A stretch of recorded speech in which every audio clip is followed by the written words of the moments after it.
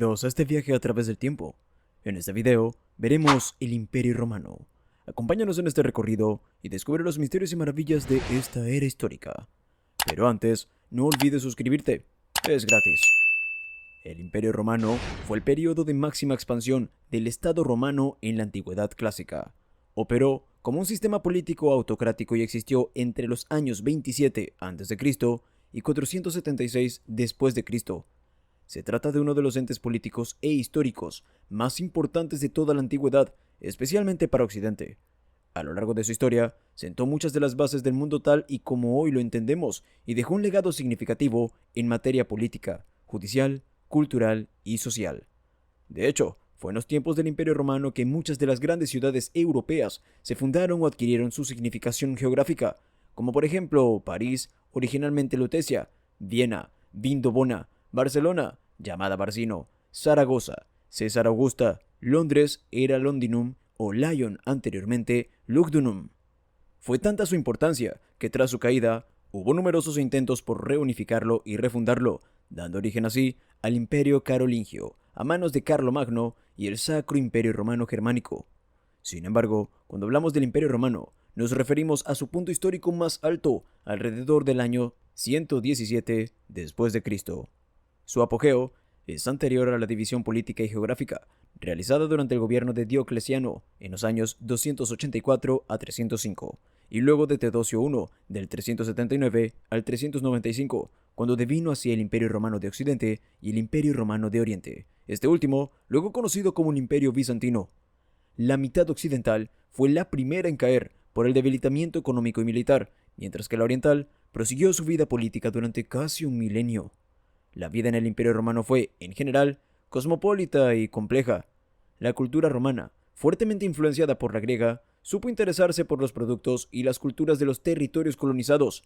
Sin embargo, imponía su lengua y religión, a la par que otorgaba la ciudadanía romana. Cuando Roma aún era república, el senador Julio César fue asesinado por quienes lo veían como un tirano en ciernes. La ironía es que tras su muerte se desató una cruenta guerra civil por el control político de la República. La victoria fue para el bando de Augusto, Marco Antonio y Lépido. Así, se instauró una dictadura militar conocida como el Segundo Triunvirato. Ejerciendo ya el poder autocráticamente, Augusto, sobrino nieto de Julio César, se enfrentó a los otros dos triunviros, logrando exiliar a Lépido y venciendo a Marco Antonio en la batalla naval de Aquio en el año 31 a.C. Entonces, Augusto devolvió al Senado sus poderes, restaurando la República, solo para que ésta le rogara que asumiera la conducción del poder, otorgándole el título de César o emperador. Así se dio fin a la vida republicana de Roma y el Imperio Romano comenzó formalmente en el año 27 a.C. Fue tal la devoción del pueblo romano por su primer emperador que sus sucesores usaron el nombre César y Augusto como nombre real, y al sexto mes del calendario de entonces, llamado Sextilis, se le puso agosto en su honor.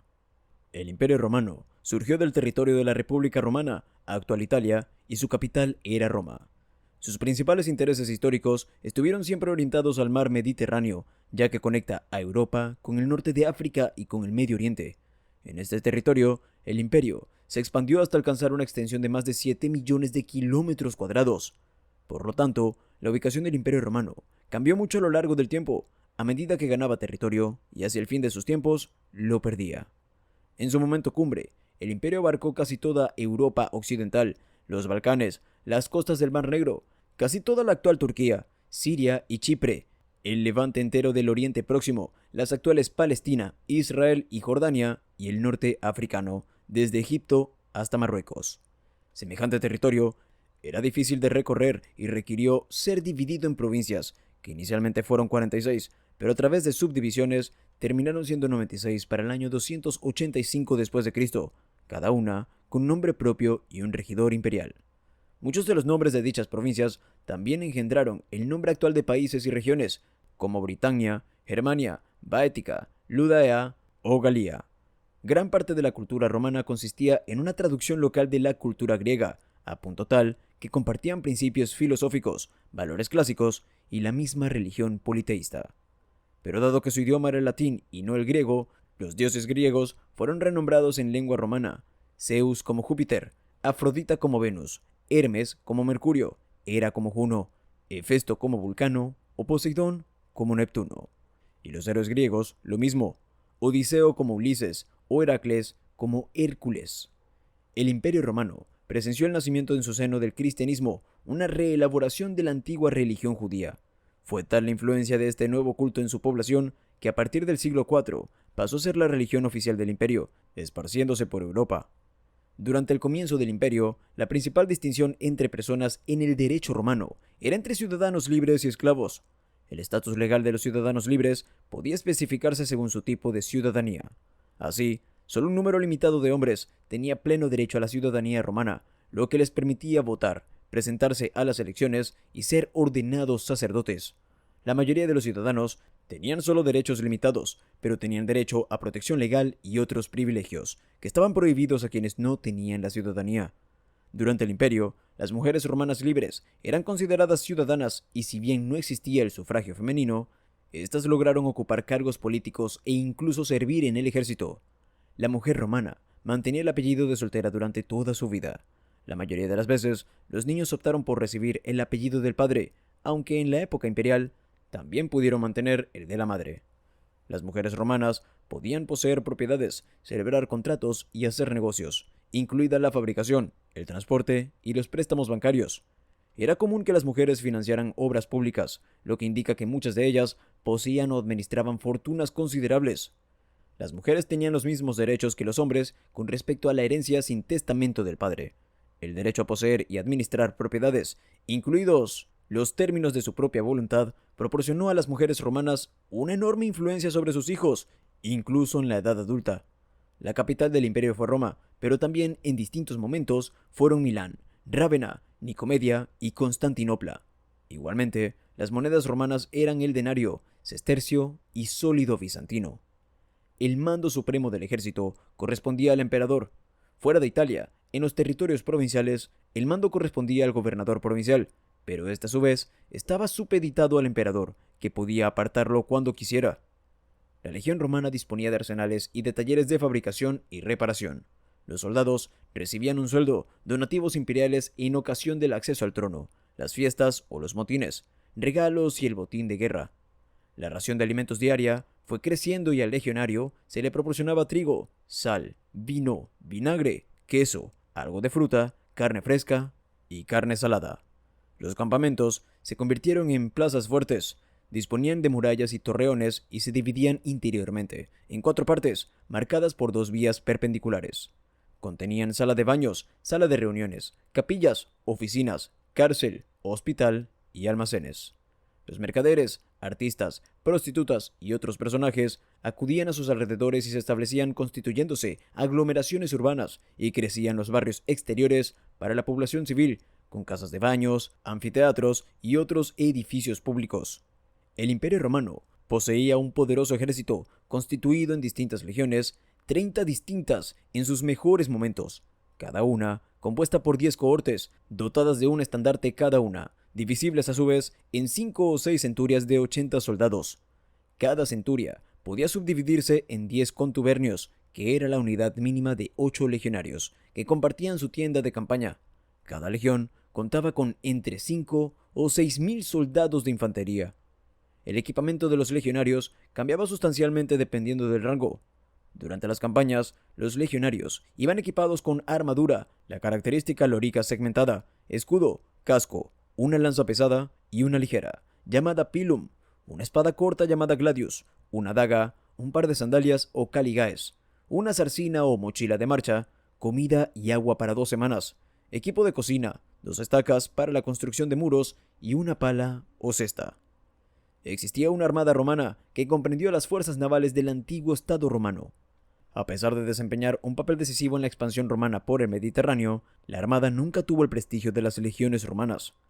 A lo largo de su historia, los romanos fueron un pueblo esencialmente terrestre y dejaron los temas náuticos en manos de pueblos más familiarizados con ellos, como los griegos y los egipcios. Durante el periodo imperial, el Mediterráneo fue un pacífico lago romano por la ausencia de un rival marítimo y la armada quedó reducida mayormente a patrullaje y tareas de transporte. Sin embargo, en las fronteras del imperio En las nuevas conquistas o cada vez más en la defensa contra las invasiones bárbaras, las flotas romanas estuvieron plenamente implicadas. Dado que era un imperio colonial, en Roma existía una pluralidad de productos provenientes de distintas latitudes. Se hablaban múltiples lenguas populares y existía una vasta red de comercio, gracias al sistema de vías que permitía la conexión de las distintas provincias romanas.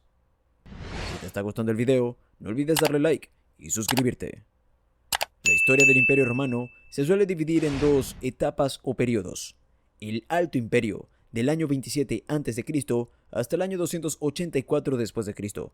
Esta es la etapa de auge del Imperio Romano, en la que tiene lugar su expansión territorial y la mayoría de sus conquistas militares, de la mano de 4 dinastías diferentes: la Julio-Claudia, la Flavia, la Antonina y la Severa.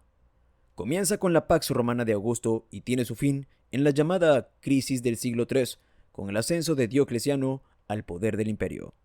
El Bajo Imperio, del año 284 después de Cristo hasta su caída en el año 476, fue la etapa de decadencia política y económica del imperio, que inicia con la crisis de gobernabilidad que generó el asesinato del emperador Alejandro Severo en el año 235, primer gobernante de una seguidilla de 19 emperadores también asesinados hasta el año 285. Durante este periodo, aparece por primera vez la idea de manejar separadamente el ala occidental y oriental del imperio, puesta en práctica por primera vez por Teodosio I, quien entregó a cada uno de sus hijos uno de los 2 tronos recién creados. Sin embargo, ninguna reestructuración logró traer de nuevo la paz al imperio. Uno de los grandes legados de la cultura romana es su arquitectura, reinterpretación de la heredada de la cultura griega clásica, con añadidos propios y originales del pensamiento romano. La arquitectura romana floreció durante la República Romana y todavía más durante el Imperio. En esa época se llevaron a cabo grandes obras de ingeniería, como los célebres acueductos y coliseos romanos que aún perduran, los baños públicos, la calefacción por suelo radiante o los grandes templos religiosos que más tarde heredó el cristianismo. Este estilo peculiar de los romanos fue el estándar en Occidente hasta el siglo IV, cuando surgió la arquitectura bizantina, y luego reapareció en Europa Occidental en el siglo X, bajo el nombre de arquitectura románica. La economía del Imperio Romano era la típica de un estado esclavista que destinaba la mano de obra esclava a la producción agrícola, sin más remuneración que una porción de tierra para el propio cultivo. La vida y el comercio estaban centradas en las grandes ciudades, interconectadas mediante una vasta red vial, que permitía también el movimiento de tropas. En la ciudad de Roma, la mayor parte de la población residía en edificios de apartamentos de varios pisos que ofrecían muy poca seguridad contra incendios. Las instalaciones públicas, como los baños termales, las instalaciones sanitarias y las fuentes de agua potable, así como el entretenimiento de masas, estaban destinadas principalmente a la gente corriente que vivía en esos apartamentos. Las familias ricas en Roma generalmente poseían 2 o más viviendas, una vivienda urbana y al menos una casa de campo en la provincia. Aunque en algunos de los barrios de Roma había una gran concentración de viviendas adineradas, las clases altas no vivían en enclaves segregados y querían que sus hogares fueran visibles y accesibles para la población. Por otro lado, el pueblo se correspondía a una evasión del bullicio urbano. Las aldeas estaban ubicadas generalmente en centros de producción agrícola o en regiones balnearias a lo largo de la costa. Los romanos desarrollaron el agro y la ganadería, introduciendo nuevas técnicas y cosechando muy diversos alimentos, dado que el imperio era tan extenso que les permitía diversos tipos de suelos, climas y recursos. Los cultivos más importantes fueron la vid, el trigo, la cebada y los olivos, de los que obtenían aceite, así como otros árboles frutales, hortalizas y legumbres. Otro de los grandes legados del Imperio Romano a Occidente fue su sistema jurídico y de legislación, en el cual se inspiran muchos de los códigos actuales de justicia. El llamado derecho romano constituyó la base del derecho moderno y aún sobrevive en forma de principios y sentencias fundamentales. El derecho romano era complejo, práctico y de calidad técnica. Fue compilado por primera vez por el emperador Justiniano I del Imperio Romano de Oriente en el siglo VI. En líneas generales, se dividía en derecho privado y derecho público, dependiendo de si tenía que ver entre particulares o tenía que ver con el Estado. Contemplaba ya ramas específicas como el derecho penal, el derecho tributario y el derecho administrativo. Los romanos del Imperio Temprano fueron alentados por la propaganda imperial a respetar y disfrutar de los valores del tiempo de paz. Muchas de las características asociadas a la cultura imperial, como el culto público, los juegos y festividades, los concursos de artistas, oradores y deportistas, así como la gran mayoría de obras de arte y edificios públicos, fueron financiados por particulares, cuyos gastos en el beneficio de la comunidad les ayudó a justificar su poder económico y privilegios legales y provinciales. El declive de las ciudades y la vida cívica en el siglo IV, cuando las clases pudientes ya no podían financiar la obra pública, fue uno de los signos de la inminente disolución del imperio. El Imperio Romano tuvo distintas dinastías de emperadores, de las cuales son las 4 primeras las más reconocidas. La dinastía Julio-Claudia, compuesta por los descendientes de Julio César y de Augusto, contó con emperadores particularmente despóticos y excéntricos. Estos fueron Augusto, del año 27 a.C. al año 14 después de Cristo; Tiberio, del año 14 al 37; Calígula, del 37 al año 41; Claudio, del año 41 al 54; y Nerón, del año 54 al año 68. La dinastía Flavia, inaugurada con Vespasiano, fueron los primeros en otorgar ciudadanía romana a los habitantes de las provincias del imperio y sobresalieron en obras públicas y construcciones. Vespasiano, del año 69 al año 79; Tito, del año 79 al 81; Domiciano, del año 81 al año 96. Dinastía Antonina. A los 5 primeros se les conoció como los 5 buenos emperadores. Fueron quienes llevaron al imperio a su apogeo territorial, cultural y social. Nerva, del año 96 al año 98; Trajano, del 98 al año 117; Adriano, del 117 al 138; Antonio Pío, del año 138 al 161; Marco Aurelio, del 161 al año 180; y Cómodo, del año 180 al año 192. Dinastía Severa. Los últimos emperadores antes de la crisis del siglo III tuvieron gobiernos con una fuerte presencia de sus mujeres, las emperatrices Julia Domna, Julia Mesa, Julia Soemias y Julia Mamea, quienes llevaron su dinastía paralela. Además, algunos de ellos fueron coemperadores. Septimio Severo, del año 193 al 211; Carcalla, del 211 al 217; Geta, del 211 al año 212; Macrino, del año 217 al 218; Diadumeniano, del año 217 al 218; Heliogábalo, del 218 al año 222; y Alejandro Severo, del año 222 al 235. Aparte de estas 4 dinastías, hubo posteriormente otras dinastías y otros emperadores. Incluso se dieron momentos de poner el poder en mano de 2 y a veces de 4 emperadores simultáneos. La caída del Imperio Romano de Occidente se produjo en el año 476, cuando el rey de los Érulos, Odoacro, destituyó a Rómulo Augustulo, último de los emperadores romanos. Ello se produjo en el marco de una serie de invasiones bárbaras provenientes de la Germania. Los bárbaros, empujados a su vez por las invasiones de los hunos, debieron internarse masivamente en territorio romano. Para su sorpresa, lo hallaron pobremente defendido y en estado de desorden. Estos pueblos se asentarían en cada una de las provincias romanas y allí fundaron nuevos reinos independientes, inaugurando así la Edad Media y poniendo fin a la Edad Antigua. El Imperio Romano de Oriente sobreviviría a estos eventos y a lo largo de sus 1000 años de sobrevida pasó a llamarse Imperio Bizantino, reclamando su herencia griega y abrazando el cristianismo ortodoxo. Desde 395 hasta 1453, su territorio cambió enormemente, expandiéndose hacia Occidente y luego perdiendo territorio paulatinamente, hasta que su capital, Bizancio, la antigua Constantinopla, cayó ante el Imperio Otomano en 1453, fundado en su lugar Estambul y poniendo fin, de esa manera, al Imperio Romano definitivamente. Si te gustó este video, no olvides suscribirte y activar las notificaciones para ver más contenido como este.